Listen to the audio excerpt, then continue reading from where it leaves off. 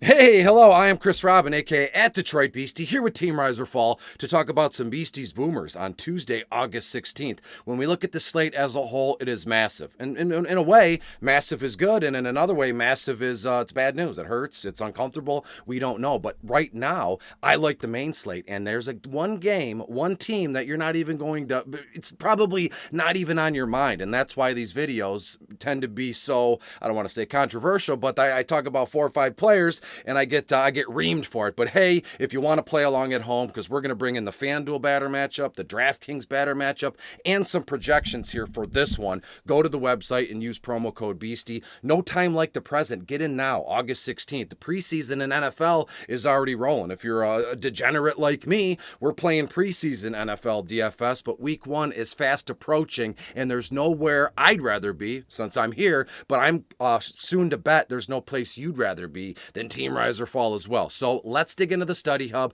Give me a second. Be right back.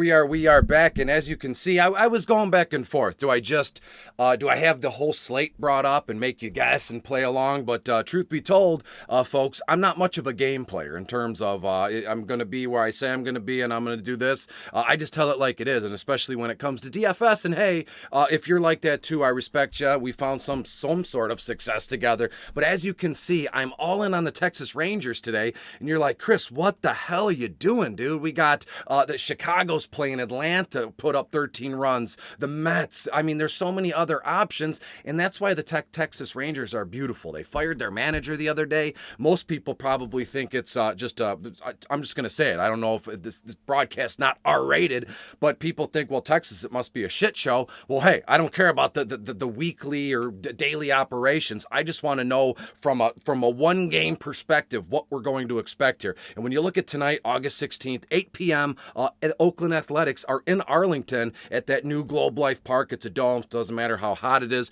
Right now, Oakland's batting only .215, and their bad news batting leader for the Athletics is their catcher, Sean Murphy, and his average is like .244. So Oakland's got it pretty bad. But in comparison, Texas maybe doesn't have it that bad. When you look at Texas, the pitching together here is about 4.06 earned run. Their whip is it's just around the league average here. But when you look at the Rangers, they're batting .239, 824 total hits, 460 runs, and 126 total runs. And their leader, the Texas batting leader as it stands now, it's their new free agent acquisition, Corey Seager's batting .249, 23 ribbies, 54 bombs, and we'll go from there. I got some recent betting trend stuff and some projections in terms of final score, but we'll save all that stuff till the end. So enough with the nonsense. Let's dig into the batting order here, and we're going to start off with how can you go any further than Marcus Semien here, batting leadoff for Texas, only $2,400 on FanDuel.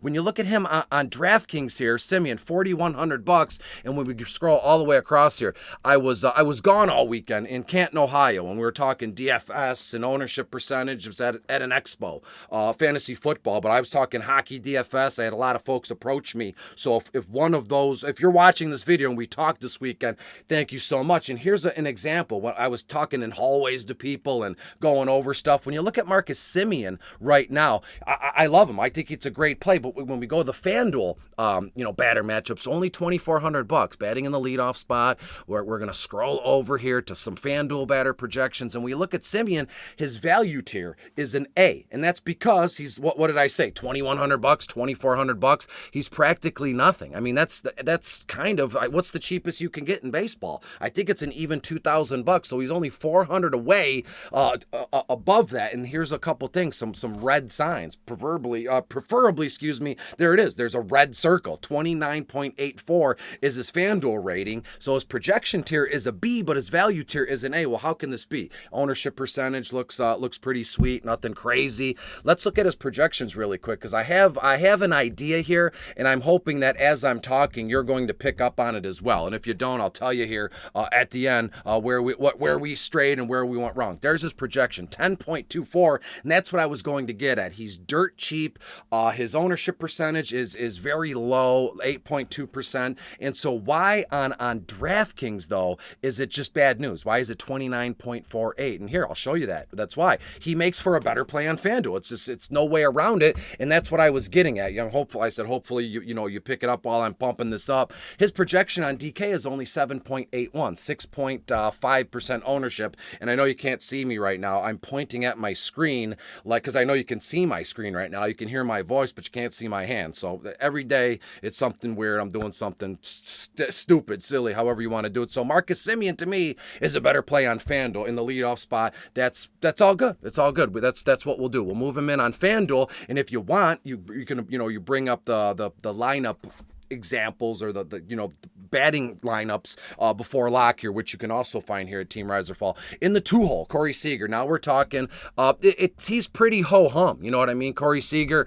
ownership percentage, 6.3%. Projection tier is an A. Value tier is a C. You know what you're going to get out of Corey Seager. He's just steady Eddie, if that makes any sense. And again, I don't hate to harp on the past or go back, but Semien had an awful first 2 or 3 months. He's kind of come out of it now. And Corey Seager's he wasn't awful, but it was like, are these two dudes worth it? They paid, hundreds of millions of dollars for both guys, and the managers fired, which I mentioned at the beginning of the video. But when you look at Corey Seager, look, all these guys, the going against JP Sears, which is been a prospect, right? And I think he came over from New York. I shouldn't have said that because I don't think that's true. I'm doing so much waiver wire stuff on my own. But JP Sears is eligible at starting pitcher, relief pitcher. So how much time does JP Sears see on the mound tonight? That's also a move here. We're going to start 1 through 4, 1 through 5 for Texas, and just in hopes that they're going to see it might be an RP game. I don't know here, but let's move on down the list. In the 3-hole, and that's Adolis Garcia. This guy, mentioned him. I don't know if you were around last week when I mentioned him, and I was actually, I pumped up my arm in front of the camera because this guy literally looks like a professional wrestler. He's effing huge, kind of like Yandy Diaz, but here we are. When you look at Garcia, one thing that is shocking, and I'm finding this out right now on the fly. Yes, I looked through this last night. Yes, I looked through this in the morning, but it was just updated an hour or two ago, so can only take so much of it in before I hit the record button live to go all out to you. When you look at Garcia, the Texas Rangers, look, they're awful. Look at the ratings across the board. They're awful. There's nothing you can do. So how am I supposed to say Ezekiel Duran looks to be projected at 7th, got nothing for Super Draft, and when you look at the FanDuel projections, it's bad flipping news. Less than 1% ownership, but I don't know if I've ever seen a lower rating on FanDuel than Ezekiel Duran. So good thing we're talking about Adolis Garcia, right? When you look at Garcia, his FanDuel rating, 36.2%. Ownership percentage, it's not bad. It's about 5. Let's just call it what it is. It's about 5%. Let's look on DK briefly for Garcia. Again, rating 36.62. Little trick of the trade hint here. The rating is the same across the board. 36 point. There it is. You can see. Boom, boom, boom. Boom, and there we go. When you look at Adolis Garcia so far this season, all this guy does is, I'm sure you've seen the the Little League game or that LSU pitcher. Remember, coach put him in. He goes, yeah, I used to bat in high school. He didn't. All he did was throw. All he did was toss, and I hit dingers. I hit dingers in high school. Well, right now in real life, Adolis Garcia has been outstanding. Let's look up at some of his stats here briefly, which I have in front of me. Adolis Garcia.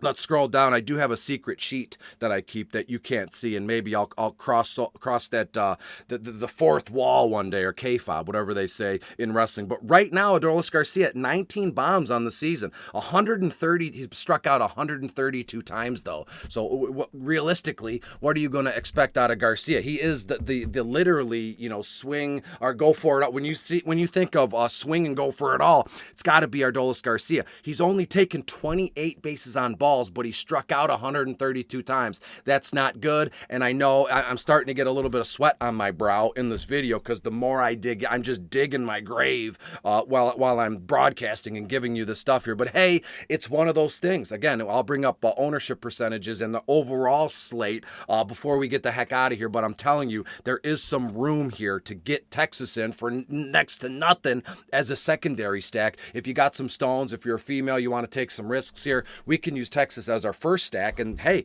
we can use, as you said, Cleveland, Detroit, Baltimore or Toronto as our secondary stack. That's in the eye of the beholder. I said that a lot over this weekend when people asking me DFS questions. In the fourth spot, batting cleanup, Jonah Heim. Now you're probably going, who in the heck is Jonah Heim? He is their starting catcher, but he is eligible at first base, catcher, and Jonah so far this year, it's not bad. I tried to add him in waiver spots, but when you look at Jonah Heim so far this year, 13 bombs in limited. He's played 91 games, so can't say limited. Seager's played in 109, Simeon's played in 114 total games. So Jonah Heim has played in 9 games away from 100 on the season here. 321 on base, slugging 378, and all the rest of it is all kind of it is what it is. It's not.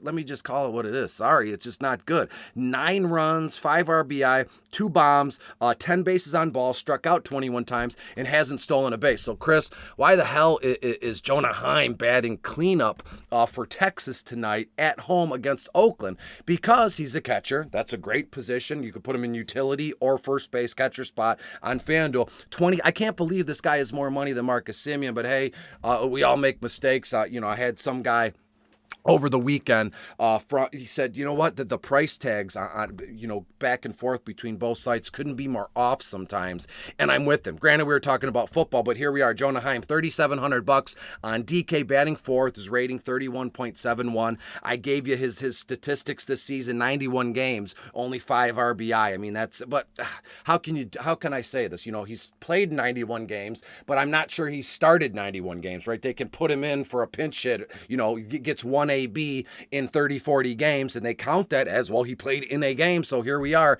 And so to me, Jonah Heim makes for I don't know. I could just keep digging and digging and digging, and I'm at the end of my rope here. 2.8% on DK. Projection only 6.74, but it's a C. C's will pass. So you look at Jonah Heim, wherever you got to put him in on your board. As I said, utility first baseman, and that's about it. Let me bring my face back in, and we'll get the heck out of here. How about it?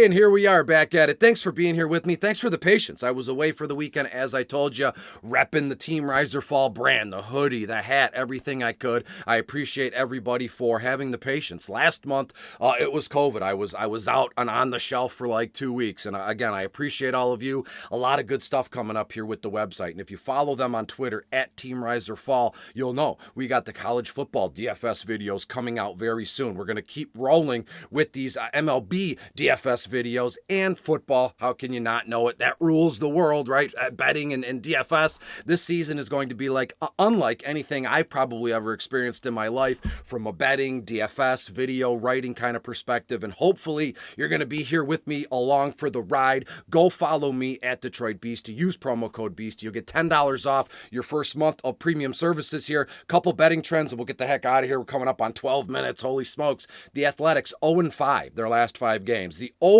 is 4-1 in Oakland's last 5 games. So that's good. They haven't won in 5 games, but the over has hit 4 times. That's like a better or a DFS guy's, dream here when you look at that. Rangers 3-2 last 5, and the over is 3-2, the Rangers last 5 games. I think that the Texas Rangers absolutely smoke Oakland in their home ballpark, Arlington, Texas, Globe Life Park. Texas wins this one 8-5. So this game, stack it from whatever you want to do. Let's stack Texas. Let's stack Oakland, and who's to say that we will be the only people that have that stack going? If you watch this video, hopefully not. But let's get all in on Texas, and I will see you tomorrow. Be good, be safe, and talk to you soon. Bye-bye.